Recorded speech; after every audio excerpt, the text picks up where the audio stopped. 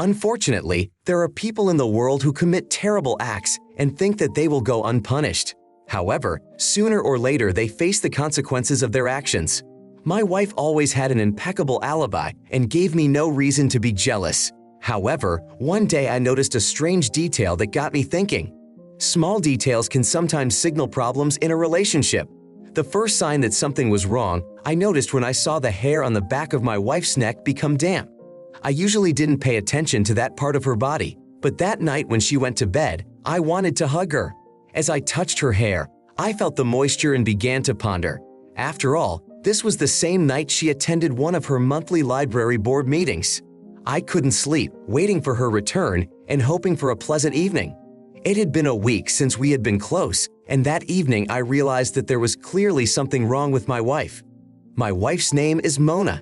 At her age of 28, she didn't boast striking beauty, but her wonderful figure made up for it. I adored her for her intelligence, great sense of humor, and believed I could count on her. She worked as an environmental biologist for the Department of Environmental Protection. My name is Jim, I'm 30 years old, and I'm a civil engineer at a consulting firm. Together, we made good money and bought a charming 3-bedroom bungalow in the suburbs a year ago. We met at work and hit it off immediately. 6 months into a passionate relationship, we got engaged. A few months later, we exchanged vows in a church ceremony. We promised fidelity, respect, and trust before God. Both of us committed ourselves to building a family. A week before the wedding, Mona stopped taking birth control pills because a year before, when we moved into our new home, was her most fertile period. Mona became friends with a neighbor named Sally. Sally, active in local activities, was a single divorced woman about the same age as Mona. They quickly found common ground. They often went shopping and to the movies together. I didn't mind when my wife spent time with our neighbor because I was sure everything was fine. Sally introduced Mona to the local library board. Initially, the board meetings were short and held monthly. However, a couple months ago, the meetings started to last 4 hours. Mona explained that they were working on implementing a new computer system to improve the interactivity of the library. Since she was good with computers, she was asked to collaborate with the head librarian. After the meetings to determine the criteria for the system, this explanation seemed reasonable to me. I did not give it much thought. However, I noticed that after the first long meeting, Mona was noticeably tense and distracted. When I asked, she mentioned that she was having difficulty working with the head librarian, who required special treatment. This did not cause me any concern. Now back to her hair. Why was it damp that night? The wetness indicated that she was either sweating or had showered somewhere. I knew she hadn't showered or washed her face when she got home because I was awake and waiting for her. I smelled a different soap, not the one she usually resorted to. Where could she have showered? Perhaps a motel.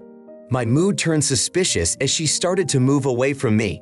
"Not tonight, honey. I'm too tired. It's been a long meeting."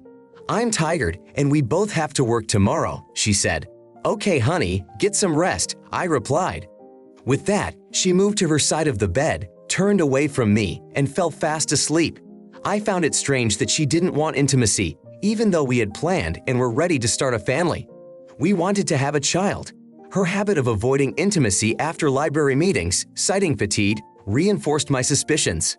Perhaps she didn't want me to discover anything that might give away her infidelity. Why did I think she was cheating on me? I had no other explanation for her behavior. We discussed the idea of starting a family after 5 years of marriage. We decided to put off parenthood until we were financially stable so my wife could stop working. I was recently promoted, and we felt it was the right time to try to have a baby. So she stopped taking the pill a week ago.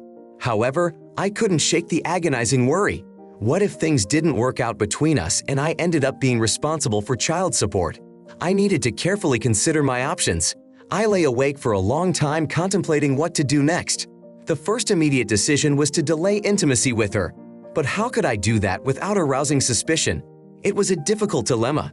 Presenting her with minimal evidence of infidelity would likely lead to denial, and I would be in a vulnerable position. I needed to protect myself as much as possible. I needed more convincing evidence, which meant I needed to buy time before we could get close again. On the other hand, if there was a chance that she might have gotten someone else pregnant tonight, she might insist on intimacy this coming weekend to cover it up. It was a complicated situation that required careful consideration. After considering all the options, I settled on a plan of action that seemed promising. If she was really intimate with someone tonight, she would probably want to be intimate with me soon to make sure the conception period was over. I would have to be away for at least a week or more.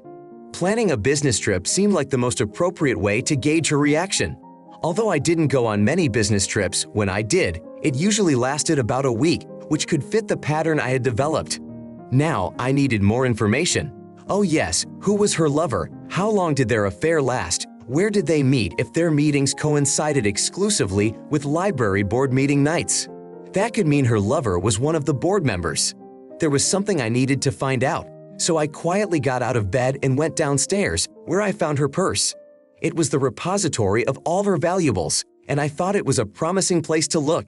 Checking her credit cards, I came across one with her maiden name, Mona Spencer. It belonged to a bank we weren't affiliated with. This prompted me to wonder why she owned it. I assumed she had obviously gotten rid of all her premarital cards, but was holding on to one. Digging deeper, I discovered a hidden pocket with a business card belonging to Derek Matthews, the head librarian of our local library. The head librarian was a man. She made me believe much more thoroughly. She be damned. I looked through the call logs on her cell phone and noticed that Derek's number came up frequently, indicating an ongoing connection between them. This seemed to have been going on for some time. I found no instant messages, which suggested that their communication was verbal. Nevertheless, I carefully put everything back in its place in her purse and checked our home computer for emails. I found an encrypted folder in her email, but I had enough knowledge to bypass her security measures. There I found a significant collection of messages they had exchanged since she began attending late-night meetings with him. These messages indicated that they were meeting at the Red Roof Hotel near the interstate. It was clear from their conversations that they were engaging in activities that she had never engaged in with me. In one of their letters, they disparaged me and his wife, even though they claimed to love us. The more I read, the angrier I became.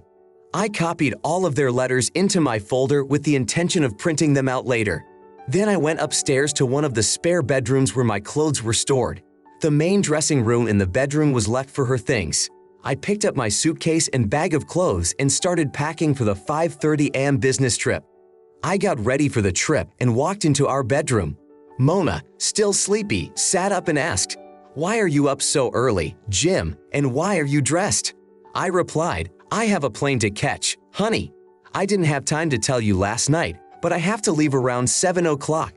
I got a call from work last night. They need someone to quickly go over some of our outdated projects." I added, "I'll pick up something to eat at the airport, so don't worry about breakfast." She looked at me, trying to comprehend what I had just said. "Okay, honey, how can I get in touch with you if I need to?" she asked, yawning. I replied, "Just call me on my cell phone." After which I gave her a peck on the cheek and hurried downstairs with my bags. Suddenly a knock was heard behind my back, followed by hurried footsteps. She appeared at the top of the stairs and called out to me, "Jim, how about starting a family? We were planning on discussing it this weekend. We'll have to put that off until next month, honey," I replied. "I'll call you as soon as I get to my first destination." As I opened the garage door and got into the car, I heard a loud sob behind me. I was already driving down the street before she could say anything else. After making sure my cell phone was turned off, I headed for the interstate highway. 2 hours later, I reached the nursing home where my father lived. Located on the shore of a lake in a remote rural area, he, a widower who lived alone, wasn't expecting me, but immediately began preparing breakfast for us. As I sipped my morning coffee, I shared the disturbing news about Mona. My father, who had always dreamed of a daughter and saw Mona as fulfilling that role, was deeply saddened by her betrayal and could not understand her actions. "Son, I can't find words. Your mother and I have always been loyal to each other. You should proceed with caution and not rush into decisions," he advised. "I understand, Papa. I'll be back in town tomorrow to consult with my attorney, Ed Wills.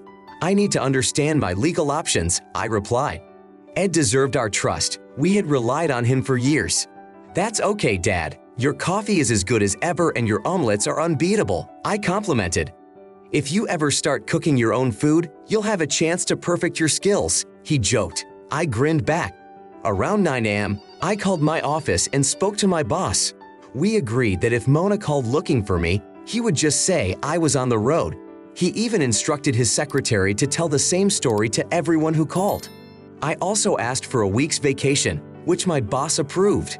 When I checked my messages, I saw that Mona had tried to call me 4 times and asked me to call her back as soon as possible. I decided to wait a bit, so I waited until noon to call her at work. She seemed a little flustered and asked about my whereabouts. "Where are you, honey? Maybe I could fly down and spend the weekend with you." "Sorry, honey, I'm leaving tomorrow and I'm not sure where I'll be staying. Let's be sure to plan something for next month. I have to go now, the guys are calling me." Hearing her say, "I love you," I ended the conversation. My dad, who overheard the conversation, just shook his head the next day. The next day I called and set up a meeting with Ed Wills. I drove back to town for the meeting.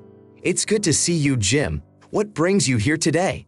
"Ed, my wife cheated on me with another man and I need to figure out how to go to court." For the next 30 minutes we discussed the most possible course of action. He suggested that if I wanted a divorce, the easiest way would be to file a petition with the court based on irreconcilable differences. A divorce on the grounds of adultery would require me to meet the burden of proof, and it would be very expensive to obtain compensation that the court would uphold. Given the lack of children in our situation and the fact that my wife was a well-paid professional, the financial aspect of the divorce would likely result in a direct division of assets in half. I inquired about the possibility of her becoming pregnant by another man and was relieved to learn that I would not be responsible for alimony. I expressed my gratitude for his advice and assured him that I would inform him of my decision. A few days after meeting Ed, I went to the main library and wandered around until I noticed a door with a sign that read, "Head Librarian." I settled in a secluded spot from where I could discreetly watch the door. After about 30 minutes of waiting, a man, about my age, outwardly unremarkable, who would easily blend in with the crowd, appeared. I wondered why she would risk our marriage for an affair with this man. After that, I went to the nearest electronics store and bought an expensive voice-activated recording device. I then checked into the Red Roof Motel where they were meeting. After getting a room for the night and having until evening, I returned home to check our computer. Recent emails hinted at her concern about a possible pregnancy from their last meeting. Since we hadn't been intimate recently, she feared the betrayal might be exposed if the baby turned out to be from a lover. It was interesting to see their concern. I copied the messages for my notes and returned to the motel after dinner. I watched TV for a while, but eventually turned it off and lay on the bed. Immersed in reflection, I thought about why she had done this to our marriage. As far as I knew, we had a warm relationship and planned a wonderful future together, including children and retirement. However, she decided to favor another man as the potential father of her child. This made me wonder if she had deep feelings for him or if there were darker and more complex aspects to her personality, reminiscent of the jackal, that made me harbor thoughts about our life together. I couldn't help but feel sadness and regret for the 5 years we had spent together, which now seemed wasted. Despite the moments of happiness, the pain of our current situation overshadowed everything. I came to realize that even if she hadn't gotten pregnant by him, I still wouldn't be able to forgive her. Divorce seemed like the only option, but I knew I would need to talk to her first, and I wasn't looking forward to that conversation at all. I called her home from my cell phone. Her voice sounded like she was crying, so I asked, "Are you not feeling well, honey? Are you sick?" "Oh, Jim, I just want you to come home," she said. "I'll try to summarize it quickly. Hold on. Why don't you go and talk to Sally? I'm sure she can cheer you up." I had a feeling that Sally might have been involved in my wife's infidelity. But that didn't matter now. "Okay, honey, come home soon. I love you, bye." I hope she noticed I didn't say love you when I hung up the phone. That night around 11 o'clock, I went to the motel office and met a young man who worked alone. I was relieved to see him on duty, as the clerk might not have wanted to help me. After a brief conversation, I offered him $100 for his help, considering his modest salary. I hoped that this offer would induce him to provide me with records of my wife and Derek's encounters at the motel. He agreed to review the motel records. I provided him with my wife's maiden name and the estimated start date of their meetings. I suggested that they could have used a credit card in her maiden name that I found in her purse to avoid detection. He assured me he would work on it all night and have a list ready for me by morning. I went to bed feeling depressed and had a restless sleep during the night. I arrived at the office early in the morning, and my coworker had already prepared a list that confirmed my expectations. He remembered my wife when I showed him her picture because she checked into the hotel using her credit card.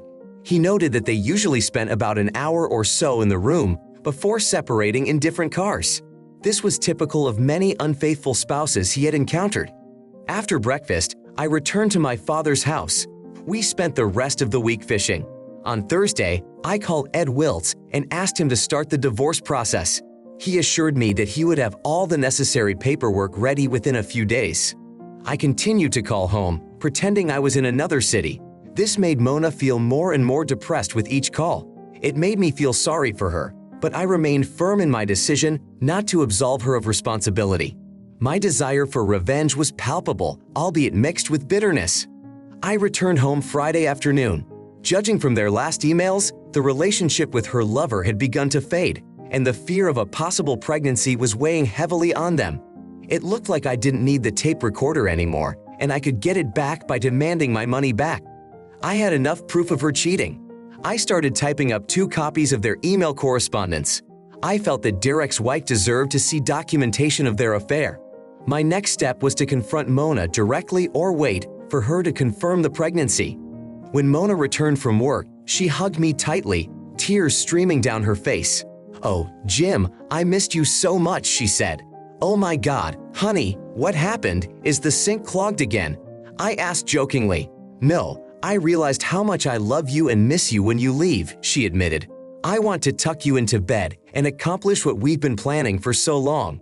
Maybe I should go away more often," I joked.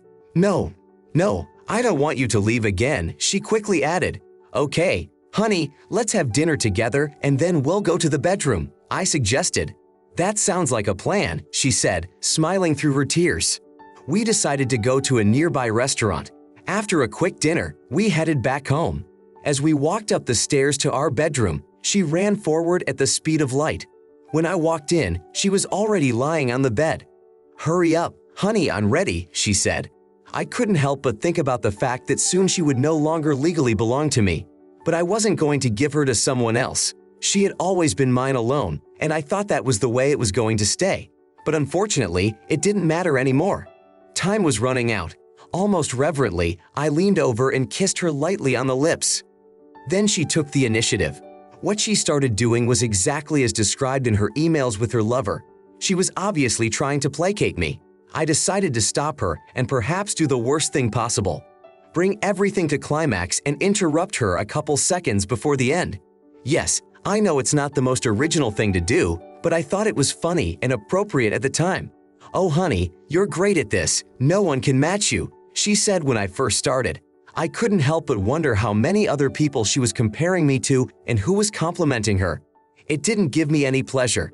I couldn't get the thought out of my head that she had been cheating on me for months and I was in the dark. I understood that she wanted us to have a baby that night, but I knew that wasn't going to happen. In the end, whether she was pregnant or not, it didn't matter anymore. It was over. I could just tell her that. I sat on the edge of the bed and interrupted her at the very last moment. "Hey, what are you doing? What's wrong?" Mona howled. "We need to talk."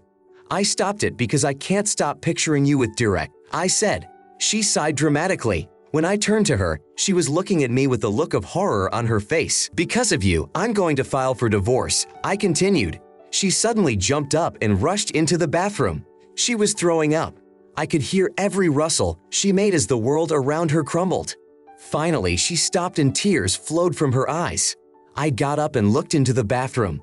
She was lying next to the toilet with her arms around her head. I left her there and went to the other bathroom in the hallway where I took a shower. Then I went to the guest room to get dressed. Downstairs, I poured myself a drink and waited for her to join me. She would probably try to salvage something from the ruins of our marriage, maybe even try to talk me out of a divorce. But I was confident in my decision. Sitting in the dimly lit room, illuminated only by the light coming from the kitchen, I sipped my drink and pondered the direction of my life. Despite my youth and opportunities to build the family I dreamed of, and despite the upward trajectory of my career, the sense of despondency persisted. The cessation of sobbing from the bathroom signaled her transition into a calmer state. I heard her coming down the stairs and saw her walk into the living room, dressed in a robe, and sit down across from me. I reached over and turned on the light. "Are you ready to discuss this now? Ready to explain why you did it?" I asked. "Yes," she mumbled. "Honestly, I don't know why I did it the first time. When it happened, I swore I wouldn't do it again." We started meeting for drinks after our meetings, and you know what happens to me after a few drinks, she continued. It seemed so enticing and sophisticated, and it got easier each time. As I listened to Sally talk about what it was like to cheat, I became curious to experience it. I had to realize that sooner or later it was going to happen. "Why did you do it the first time? Was there something in our previous conversation where we discussed mutual loyalty, trust, and respect that you didn't understand? Or was there something in our wedding vows that you couldn't understand or didn't agree with? If there was something you couldn't understand or didn't agree with, why didn't you tell me?" I continued. "I've invested 5 years of my life in you, and now I need to look for another spouse. I hope I can find someone who understands the importance of marital fidelity." "Oh, Jim, can't we find a way to get past this? I love you. I don't want you to leave. I want to have children with you," she said. "Let me understand one thing. You no longer have the privilege of addressing me with tenderness. You lost that privilege the moment you ended up in the same bed with him," I replied. Her behavior increasingly frustrated me, despite the impending divorce. She continued to deny her actions, but I made a conscious effort to maintain my composure and take the moral high ground. "When are you going to leave the house if you're pregnant?" I asked. It was the second time that evening that her face went pale, and she looked at me in disbelief, as if she couldn't comprehend what she had just heard. "Oh my God, you know," she exclaimed. "Yes, I am familiar with your correspondence. You may be wondering why I fabricated this business trip. It was done to make you feel hurt. That's the main reason I'm seeking a divorce. You deliberately tried to conceive a child with your lover," I continued. "You hoped that after you got pregnant by him, I would go to bed with you and then you would force me to take responsibility for your lover's child. But that's not going to happen. What you did is one of the most disloyal things a wife can do to her husband. It showed total disrespect for me. I can never forgive you for that. No matter what, even if you hadn't done it, I might have considered forgiving you if it had happened by accident. But you persisted, became addicted to infidelity. Do you have anything to say to justify your actions?" I asked. "No," she replied, tears streaming down her face. "I'm sorry for the way things turned out." At that point, I began the process with Ed Wiltz of preparing the divorce papers. They should be ready by Monday. We'll split our assets equally, 50-50ths, and there will be no alimony, even if you're pregnant. I won't pay alimony, it won't be my child. Are you okay with that agreement?" I asked. "It seems acceptable. I will consult a lawyer before I agree, but it seems acceptable," she said with tears in her eyes. "Very well, I will sleep in the guest room until we officially break up. In the meantime, I'll look for an apartment where I can stay. You can stay here and see your lovers once I'm gone. It's over between you and Direct, and I can tell from your letters. It's too bad you didn't finish this sooner. Oh my God, you read our emails?" "Yes, and I'm going to give those messages to your lover's wife tomorrow, along with the dates and times of your meetings at the Red Roof Inn. I'm sure she'll have words for Direct once she's familiarized herself with them. According to the motel records where you met 13 times, you also used a credit card registered to your maiden name. It seems you kept that card before we were married, perhaps anticipating that you would someday betray me. It makes me wonder how many other people there were before Direct. His wife deserves to know that he could potentially face child support payments if you're pregnant, and it would be your decision whether to pursue something I assume you couldn't keep. He has kids, and I don't think he should avoid consequences just because he has kids. I might still consider suing him for alienation of affection." "Please don't do that." She resigned herself to the divorce. Now her tears had stopped, and she was starting to think logically. "We'll see what happens next. Tomorrow I will come and explain everything to your parents and your brother. I don't want you feeding them some made-up story that blames me for everything. They deserve to know the truth about their daughter. And if you're pregnant, I'll find a way to let your coworkers and our friends know what you've done to me." Oh God, she burst into tears again. I got up and went upstairs to sleep. The next morning I woke up early and was out of the house before she woke up, taking a copy of the emails and motel details with me. She had cried most of the night and must have been tired. I now took breakfast at Echo, as I expected to have dinner out of the house. From that point on, I often thought it was time to start getting used to it, lying quietly and sipping coffee. I waited until 7:30 a.m. and then headed over to Mona's parents' house. I knew they were up early, and my early arrival shouldn't have been an inconvenience. Knocking on the kitchen door, I saw them at breakfast. Mona's father waved at me, inviting me in. They pointed to an empty chair by the table, and Mona's mother poured me a cup of coffee.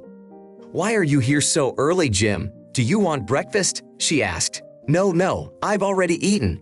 I have some unpleasant news that I think you should hear directly from me," I began. "I'm going to divorce Mona," I continued.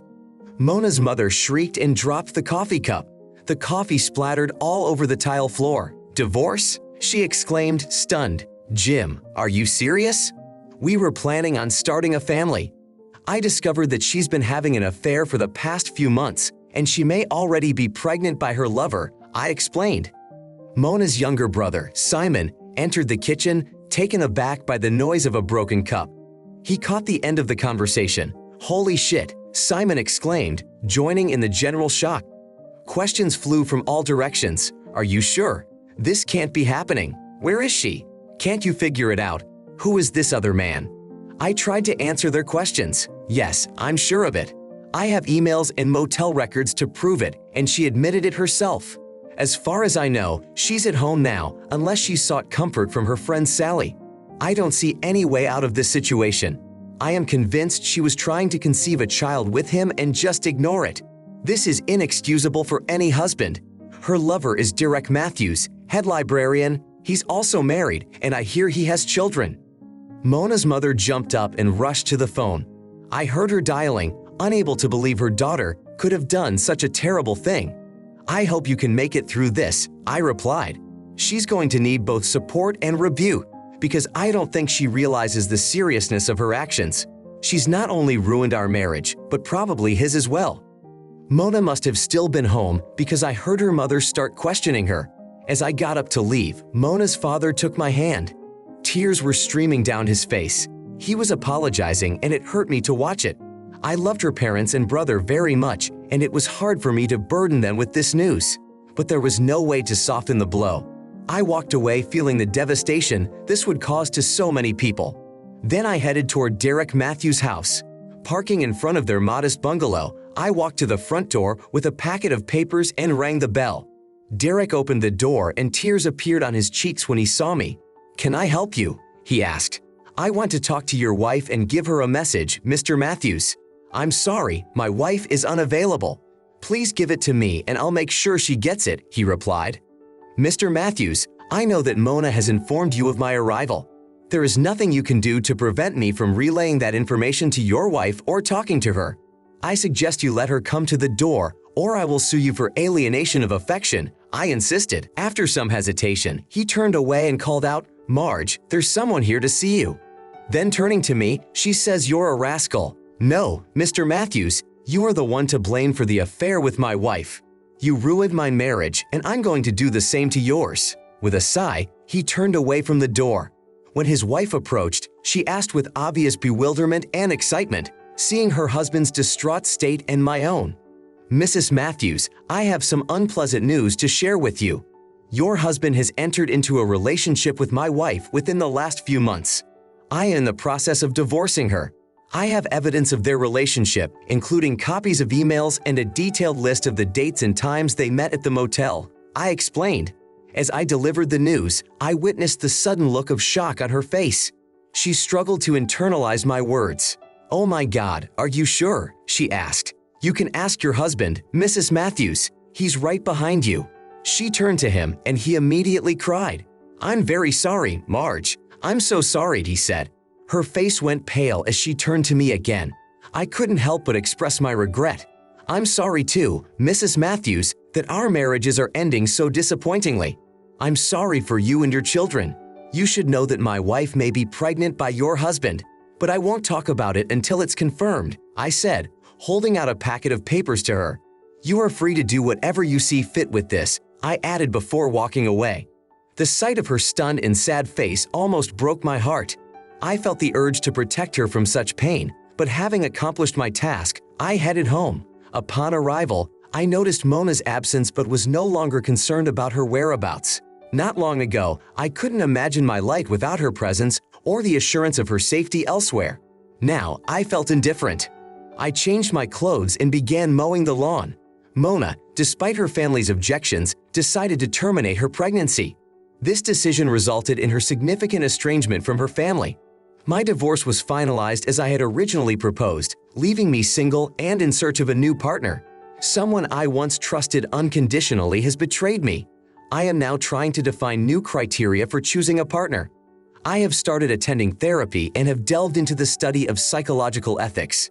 I am not sure if these studies will provide concrete recommendations, but I remain hopeful as I continue my search. 2 years after our divorce, I had an opportunity for revenge against Mona. After learning of her engagement, I shared my experience of our marriage with her fiancé. He declined the engagement. It was a minor triumph. I have mutual acquaintances who will let me know if she tries to get engaged again. Matthews remains married. I hear she has a tight control over him. I suppose having children may outweigh the desire to dissolve the family. I was relieved to hear about Mona before we started our family. So that's the end of the story. Share your opinion in the comments about this story. We'll be interested to read it. Also, don't forget to put a like and subscribe to our channel so that you don't miss new, equally interesting and exciting stories. Good luck! Thank you so much for watching my video and your time. Please subscribe to my channel and click on the bell button. Also, I am very interested to know your personal opinion about this story. You can write it in the comments. I will definitely read it and reply to you personally.